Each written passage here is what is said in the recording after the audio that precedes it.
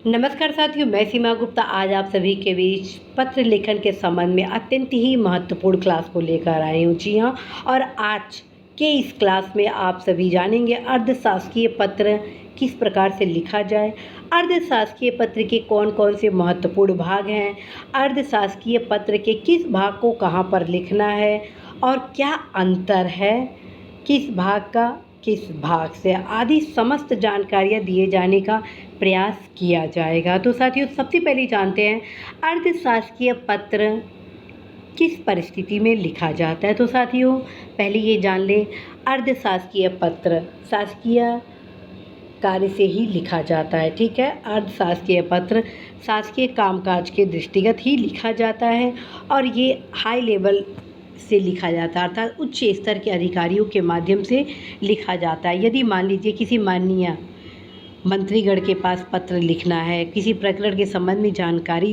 दिया जाना है या उनके द्वारा किए गए किसी भी परीक्षा के क्रम में कोई सूचनाएं उनको उपलब्ध कराई जानी है, तो अर्ध शासकीय पत्र के माध्यम से ही पत्र लिखा जाता है। ठीक है। दूसरा, कोई प्रकरण अत्यंत महत्वपूर्ण है जिस पर तत्काल कार्रवाई किया जाना है, तत्क्रम में फ्रेंड्स इस पत्र को लिखा जाता है, अर्थात इस प्रारूप में पत्र को लिखा जाता है। तीसरा और सबसे इम्पॉर्टेंट, मान लीजिए किसी प्रकरण पर कई बार सरकारी पत्र के माध्यम से अनुरोध किया जा चुका है और उस पत्र पर कोई अग्रेतर कार्रवाई नहीं किया जा रहा है, तत्क्रम में अर्धशासकीय पत्र के माध्यम से अनुरोध किया जाता है। संबंधित प्रकरण पर अग्रेतर कार्रवाई करने के लिए दिशा निर्देश के साथ अनुरोध आदि किया जाता है। तो साथियों, ये रहा किस परिस्थिति में अर्धशासकीय पत्र को लिखा जाता है।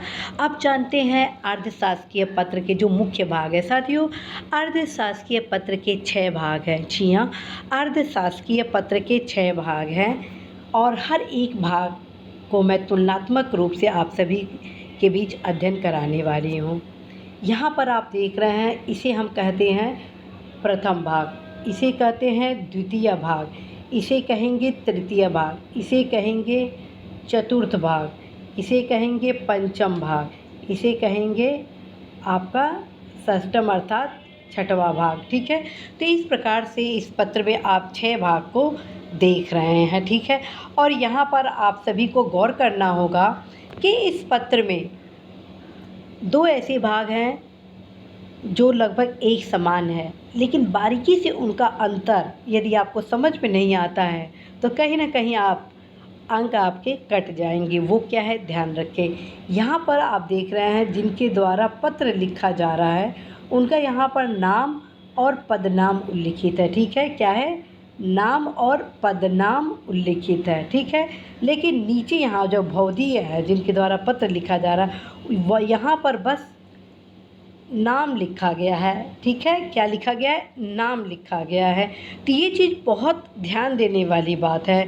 प्रायः यह देखा गया है कि बहुत सारे ऐसे युवा हैं जो पहले टेस्ट सीरीज में जब सम्मिलित हुए, अर्थात मेरे द्वारा जो प्रथम टेस्ट सीरीज लिया गया, द्वितीय टेस्ट सीरीज लिया गया लेटर राइटिंग के संबंध में, तो उनके द्वारा काफ़ी यहाँ पर मिस्टेक किया गया। मिस्टेक क्या किया गया उसे अब मैं आप सभी को बताती हूँ। मिस्टेक ये किया गया कि यहाँ पर जो नाम लिखा गया है यहाँ पर भी ब्रैकेट लगा दिया गया।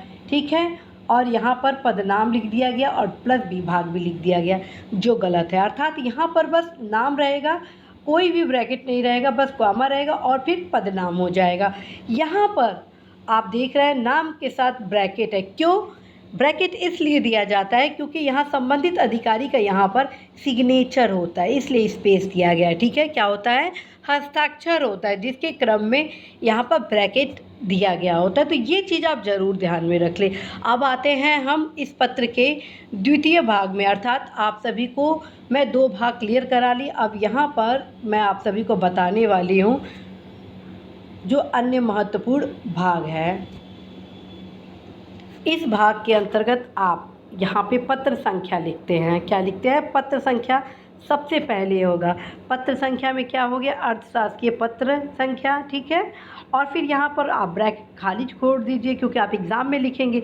एग्ज़ाम में किसी भी प्रकार की संख्या की आवश्यकता नहीं है, अर्थात यहाँ पर आप ब्रैकेट छोड़ दीजिए, यहाँ पर भी कुछ लिखने की आवश्यकता नहीं है।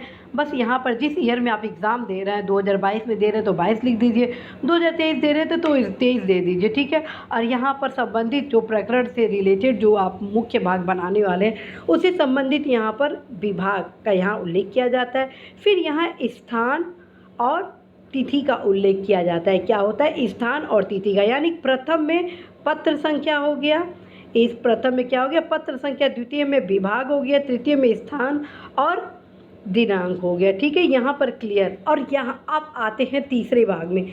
तीसरे भाग में यहाँ पर प्रिय महोदय, क्योंकि ये कुछ ऐसे शब्द होते हैं अर्धशासकीय पत्र के जो व्यक्तिगत अनुरोध के क्रम में लिखे जाते हैं, तत्क्रम में ऐसे आप लिख सकते हैं प्रिय या महोदय। प्रायः इस प्रकार के पत्र में टाइपिंग की भी आवश्यकता नहीं होती है, बल्कि पेन से ही इसको प्रिय महोदय उच्च स्तर पर लिख दिया जाता है, जिनके माध्यम से ये पत्र लिखा जाता है, ठीक है। उसके बाद इस पत्र के जो मेन पार्ट होता है उसके बारे में संज्ञानित किया जाता है। जैसा कि आप देख रहे हैं, इसमें लिखा है श्री क अवर अभियंता भूमि संरक्षण इकाई मिर्जापुर के पत्र दिनांक 9/2/22 का संदर्भ ग्रहण करने का कष्ट करें, जिसमें उत्तर प्रदेश समादेश योजना भूमि संरक्षण अधिकारी सेवा नियमावली में कतिपय संशोधन करने का अनुरोध किया गया। इस संबंध में मुझसे आपको यह अवगत कराने की अपेक्षा की गई है कि आपके उक्त संदर्भित पत्र दिनांक को शासन के पत्र संख्या दिनांक के माध्यम से नियमानुसार आवश्यक कार्रवाई हेतु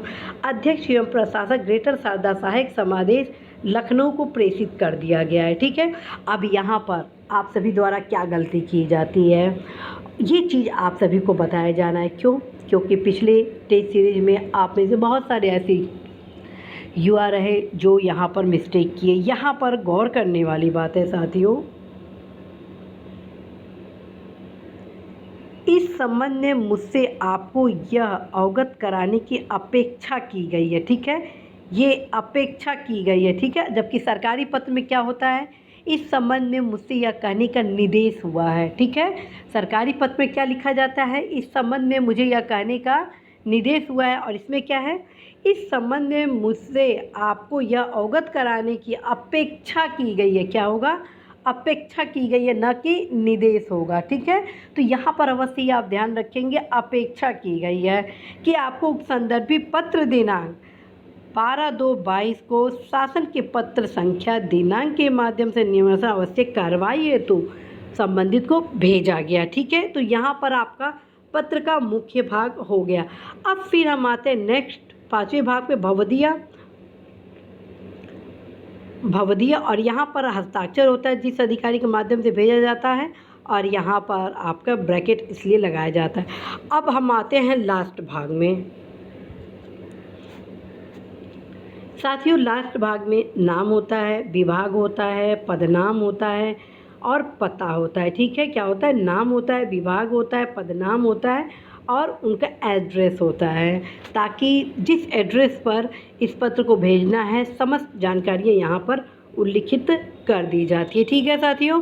तो साथियों, आशा है कि आप सभी इस पत्र को बहुत ही अच्छे से समझ गए होंगे, और जहाँ पर भी कोई भी समस्या हो इस पत्र के संबंध में आप सभी अवश्य अवगत कराएंगे, क्योंकि आप सभी के कमेंट को रेगुलर मैं पढ़ती हूँ। अवश्य ही आप सभी के समस्याओं के समाधान के क्रम में मेरा प्रयास होता है कि किस प्रकार से आप सभी की जो दुविधाएं हैं उसको दूर की जाए, किस प्रकार से आप सभी का स्टडी माइंडसेट और भी स्ट्रॉन्ग किया जाए, किस प्रकार से आप सभी अधिकतम अंक प्राप्त कर सके, इसके लिए मैं पूरा रणनीति भी बनाती हूँ। तो साथियों, जो भी समस्या हो अवश्य ही आप कमेंट बॉक्स में लिखेंगे, और ये भी ध्यान रखें निश्चित रूप से समय अभाव के कारण मेरे द्वारा कमेंट का उत्तर नहीं दिया जाता है, लेकिन जो भी क्लासेस लाए जाते हैं वो आप सभी के कमेंट के क्रम में ही लाए जाते हैं। तो साथियों, आशा है, विश्वास है कि आप सभी अवश्य ही अपने उज्जवल भविष्य के लिए आगे की रणनीति बहुत ही सोच समझकर स्मार्ट हार्डवर्क करेंगे, क्योंकि वर्तमान जो पीरियड है वो बहुत ही प्रतिस्पर्धा का युग है, और इस प्रतिस्पर्धा के युग में साथियों सफल होने के लिए हर एक कदम पर आपको सोच कर कदम आगे बढ़ाना है। और चूँकि अभी आप अपने लक्ष्य की ओर गतिशील हैं तो अवश्य ही परिश्रम करने से चूकिएगा नहीं, क्योंकि आज का परिश्रम कल आपके चेहरे पर मुस्कान लाएगा। All the best.